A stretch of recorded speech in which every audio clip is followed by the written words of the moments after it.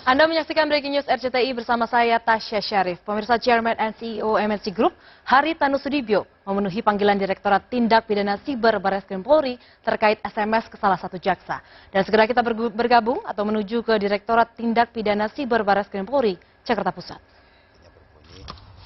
Yulianto, kita buktikan siapa yang salah dan siapa yang benar, siapa yang profesional dan siapa yang preman. Terus paragraf yang kedua, Anda harus ingat kekuasaan itu tidak akan langgeng. Saya masuk ke politik antara lain salah satu penyebabnya mau memberantas oknum-oknum penegak hukum yang semena-mena, yang transaksional, yang suka abuse of power. Kemudian paragraf yang ketiga, catat kata-kata saya di sini. Saya pasti jadi pimpinan negeri ini. Disitulah saatnya Indonesia akan dibersihkan. Ini tanggal 5 Januari 2016 ya.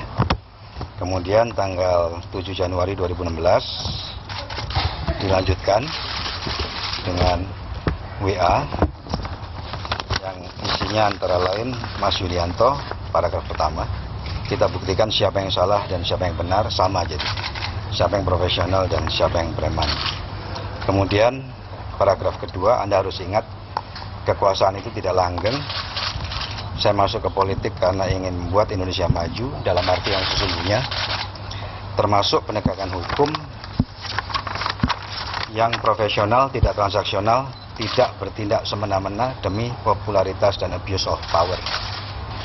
Suatu saat saya akan menjadi pimpinan negeri ini. Disitulah saatnya Indonesia akan berubah dan dibersihkan dari hal yang tidak sebagaimana mestinya. Paragraf terakhir, tambahan, kasihan rakyat yang miskin makin banyak, sementara negara lain berkembang dan makin maju.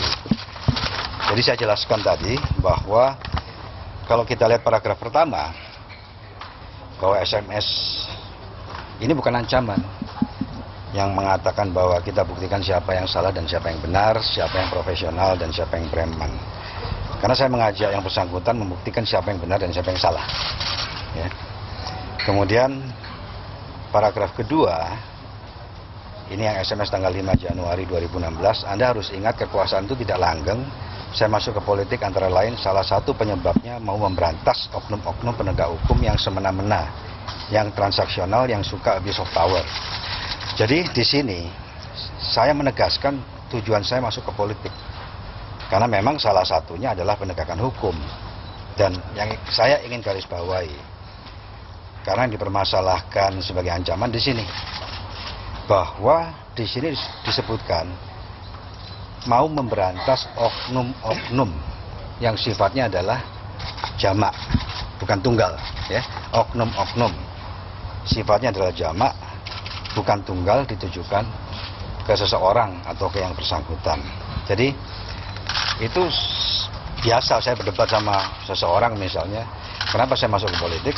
Karena saya ingin memberantas oknum-oknum penegak hukum yang abuse of power dan lain-lain. Jadi ini saya jelaskan, tidak paling intinya saya jelaskan tentunya arti daripada SMS itu sendiri.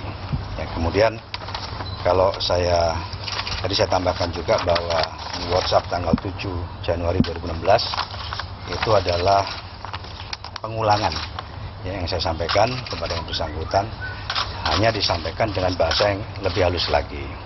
Ya, jadi intinya itu saja. Jadi saya ingin menggarisbawahi bahwa cuma tadi saya sampaikan juga bahwa selama saya diperiksa 1,5 tahun yang lalu sampai hari ini, saya belum pernah melihat barang bukti HP daripada saudara Yulianto itu ditunjukkan ke saya. Ya bisa saja dia tidak mau menyerahkan HP-nya. Kan seharusnya dia harus mau menyerahkan HP yang berisi SMS itu sebagai barang buktinya. Kemudian yang ingin saya tambahkan di sini bahwa HP saya pun juga sudah tidak ada, kita tahu. Ini kan sudah lama terus sudah diam kasusnya ya. Dan saya ganti HP juga setahun bisa sekali 2 kali. Saya rasa orang lain juga begitu. Karena pemakaian yang intensif. Saya ingin menambahkan lagi di sini bahwa ini bermula dari kasus Mobile Aid ya, yang tentunya tidak ada kaitannya dengan saya ya. Jadi SMS ini tujuannya juga untuk menegaskan, ini satu hal yang ironis, saya berjuang dengan segala pengorbanannya di politik, ya, yang mana kemudian disangkut pautkan dengan kasus Mobile Aid, yang sebenarnya juga bukan kasus, dan juga tidak ada sangkut pautnya dengan saya. Ya, saya bisa mengatakan ini karena kenapa? Jelas keputusan Panja Komisi 3 DPR RI ya, tanggal 17 Maret 2016 lalu mengatakan bahwa SMS saya itu bukan satu ancaman. Karena memang sifatnya jamak. Ya, jadi memberantas kan normatif, memberantas korupsi yang dibuat oleh oknum-oknum. Ya, jadi kata-kata oknum-oknum itu harus digarisbawahi, bukan tunggal, bukan ditujukan kepada seseorang yang pasti.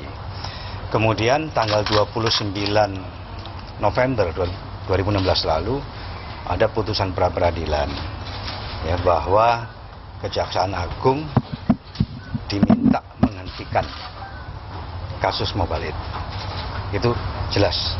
Jadi itu sudah diputuskan oleh pengadilan. Jadi memang betul sekali bahwa apa yang saya duga, meskipun saya tidak ada kaitannya, bahwa SMS ini saya buat ya, sedemikian rupa ya, untuk menegaskan saya masuk ke politik itu untuk membuat Indonesia lebih baik. Ya, tidak ada maksud mengancam. Kalau mengancam tidak begitu.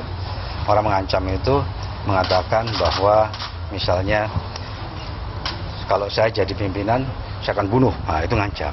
Ini saya katakan. Ya, suatu saat saya akan jadi pimpinan negeri ini, dan salah satu alasan saya masuk ke politik adalah memberantas oknum-oknum tapi yang ada tambahnya di situ, yang abuse of power, yang kemudian transaksional ya, dan lain-lain.